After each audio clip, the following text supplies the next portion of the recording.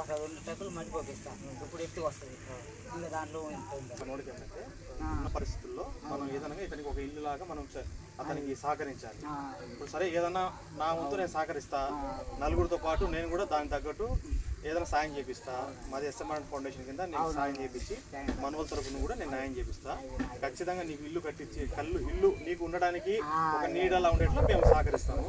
ఖచ్చితంగా నీకు మా వంతు సాయం అందిస్తున్నాము. ఖచ్చితంగా మా వాళ్ళతో కూడా చెప్పి నీకు ఏదో వరకైనా మేము సాయం అందిస్తాము. నీకు ఏదైనా ఇంటికి కావాల్సిన సాయం మొత్తం ఇప్పిస్తాను నేను మాట్లాడి, సరేనా? అందరికీ నమస్కారం. ఈరోజు ఎర్రగొండపాలెం పట్టణంలోని ఏగినట్టు కోట కాలనీకి సంబంధించి మన మిత్రుడు కిషోరు దగ్గరికి వచ్చాము.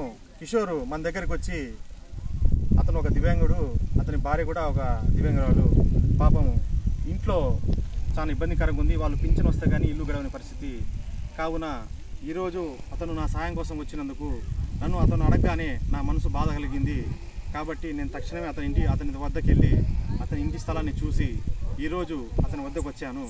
అతని ఇంటి పరిస్థితి చూస్తుంటే అతను వాళ్ళ తమ్ముడి ఇంట్లో ఉండడం జరుగుతుంది. అతను ఎన్నాళ్ళైనా ఏ రోజైనా వాళ్ళు వారే భర్త ఒక ఇంట్లో ఉండాలని కోరికతో ఉన్నారు. కానీ వాళ్ళు ఇబ్బంది పడుతున్నారు. కాబట్టి ఇంటి పక్కన స్థలం ఉంది కాబట్టి వాళ్ళ స్థలంలో ఒక రేకుల షెడ్డు కోసం నన్ను సహాయం అడిగాడు. కాబట్టి నేను ఈరోజు వచ్చి అతనికి నా వంతు సహాయంగా 2000 సహకరించడం జరిగింది.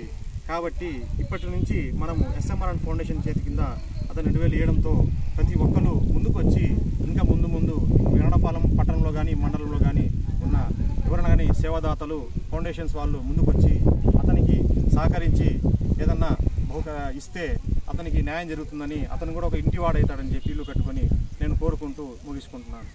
నమస్కారం అన్న, నా పేరు కిషోర్ అన్న. నేను కోటగాలిలో ఉంటున్నాను. మా మిస్సెస్ కూడా హ్యాండిక్యాప్డ్. సో నేను ఇట్లా పలానా అన్న దివ్యూళ్ళ అన్న ఉన్నాడు, మీకు సాయం చేస్తాడు, ఒకసారి కలవండి అనేసి వికలాంగుల అధ్యక్షులు ఉమారాజీ గారు చెప్పారు. దాని విధంగానే నేను అన్నకి ఇవాళ కలిసి నా బాధ కూడా చెప్పాను. సో చెప్పిన వెంటనే వచ్చేసి నా ఇల్లు చూసుకున్నారు. సరే బాబు నేను మీకు సాయం చేసి కట్టించే బాధ్యత అన్నారు. అంటే రేకుల చెట్టు అయినా సరే నేను కట్టించి ఇస్తాను, అది నా బాధ్యత అనేసి నా బాధ్యత అనేది అన్న చేతులు పెట్టుకున్నారు. నాకు చాలా సంతోషం అన్న. ప్రతి ఒక్కరు ఇలానే మీకు తోసిపడి సాయం చేసి నన్ను ఆదుకుంటారనేసి నేను కొద్దిగా నేను అనుకుంటున్నాను అన్న.